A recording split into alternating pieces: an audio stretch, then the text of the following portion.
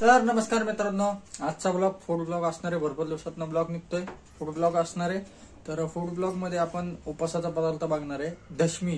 तर बघा नक्की काय पदार्थ आहे तो. तर ब्लॉग कंटिन्यू करा. मी पहिला साबुदाणा भिजवला, तो सकाळी भिजवला, ते आतापर्यंत चांगला भिजला. मग त्यात बटाटे उकडले आणि ते चुरून घेतले आणि शेंगदाण्याचा कूट घेतला, मिरची वाटून घेतली, ते दोन्ही एक जीव केलं आणि ते मळलं. त्याचं मिश्रण आहे. हा, त्याच्या दशम्या करायच्या, अशा कपड्यावर थापायच्या, पोळपोटावर कपडा घेऊन थापायच्या आणि मग उपासाचं. आता हे मिश्रण तयार आहे मित्रांनो. तर आता आपण बघू प्रोसेस पुढे काय करायची. तर हे असं मळून घेतलेले पीठ आहे, ते असं थापायचं. असं थोडं पाणी लावायचं कपड्याला आणि थापायचं. पाणी लावून हा, खाली कपड्याला, मग निघणार नाही ना तसं, म्हणजे मग थापता पण येतं चांगलं. ह्याच्याबरोबर काय?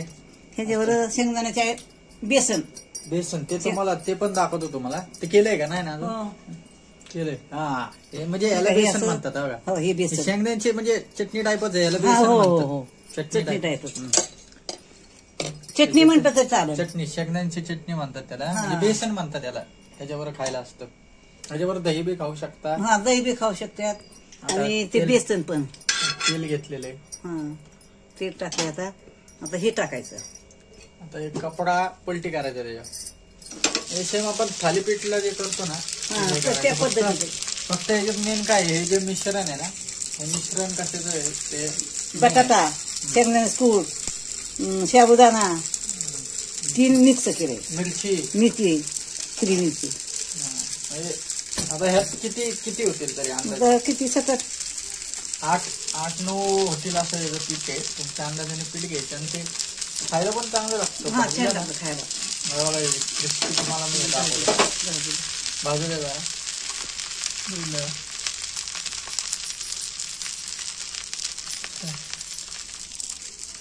पीठ आहे.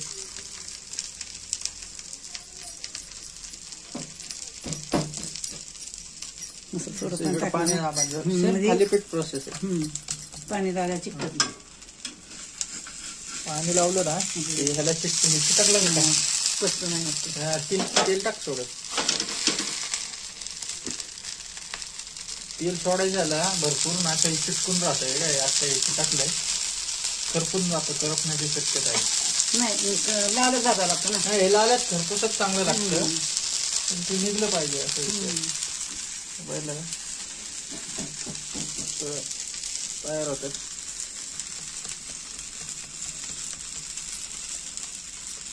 खायला टेस्ट एक नंबर असते.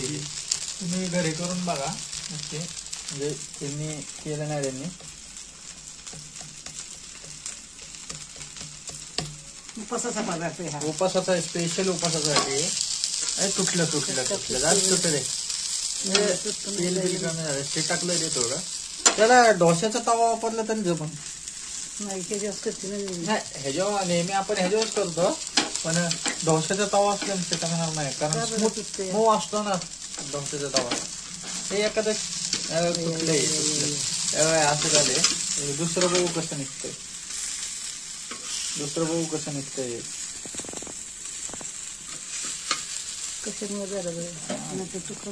तर मित्रांनो, आता बघा हे टाकलंय.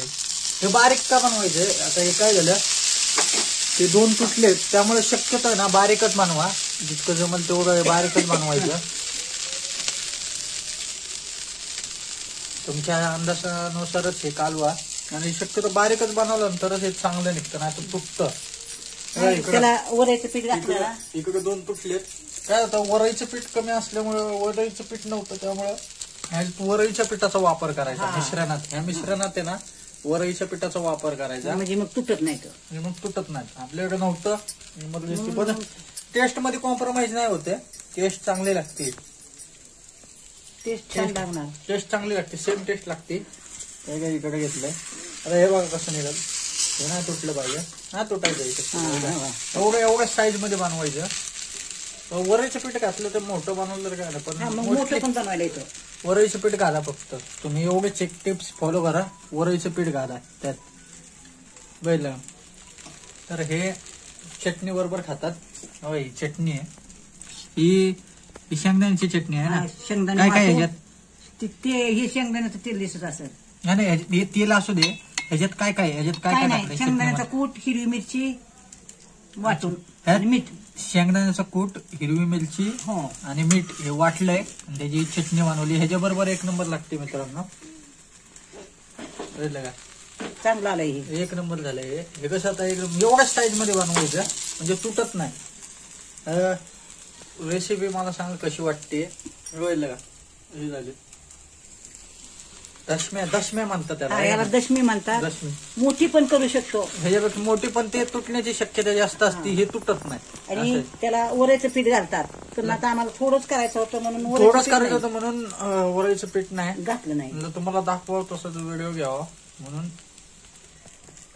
घातलं नाही वरईचं पीठ. ऍक्च्युली या मिश्रणात वरईचं पीठ घालतात. हा, वेळेला आता जाड हे केलंय आपण. बघू आता हे कसं आहे, तुटतंय का काय? पातळ करते आता. येते का बघते. हा, हे पातळ केलंय का? करते पातळ. हा, हे बघू आपण हे आता कसं येते. त्याला मगाची ऍक्च्युली तुटली. वरायचंच पीठ लागतं. पण थोडे करायचे होते मला म्हणून म्हटलं नको म्हणून आणलं. नाही घातलं. याच्यात एक तुम्ही फॉलो करा. याच्यात वरईचं पीठ नक्की घाला जर तुम्हाला परफेक्ट पाहिजे असेल. काय टेस्ट मध्ये काय फरक पडत नाही. टेस्ट सेमच लागते, फक्त तुटत नाही एवढंच आहे. तुम्हाला प्रॉपर पाहिजे असेल. हे बघा कसं आलंय, एकदम प्रॉपर आहे. बारीक आहे.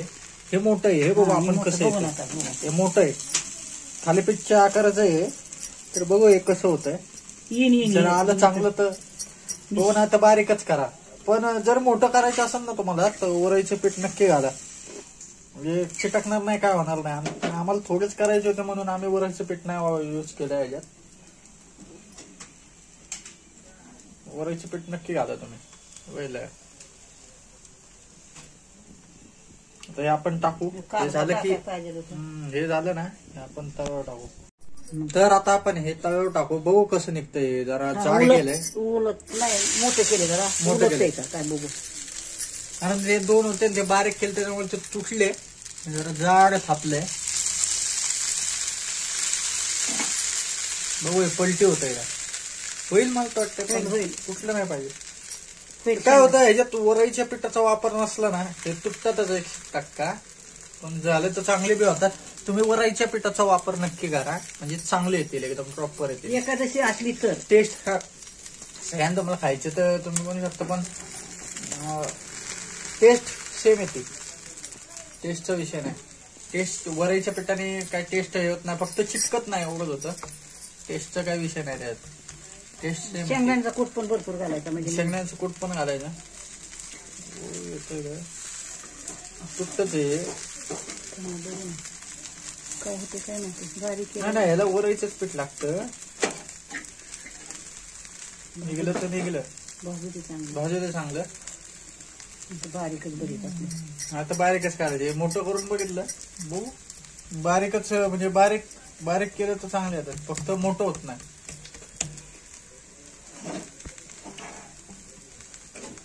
टेस्ट एक नंबर लागते.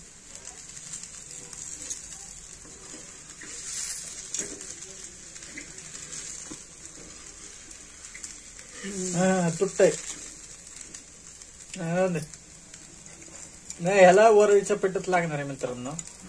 तरी आपण ट्राय करून बघतोय निघतंय का काय त्याचं. टेस्ट मध्ये काही फरक होत नाही सांगतो तुम्हाला गॅरंटी देऊन. टेस्ट सेम येते.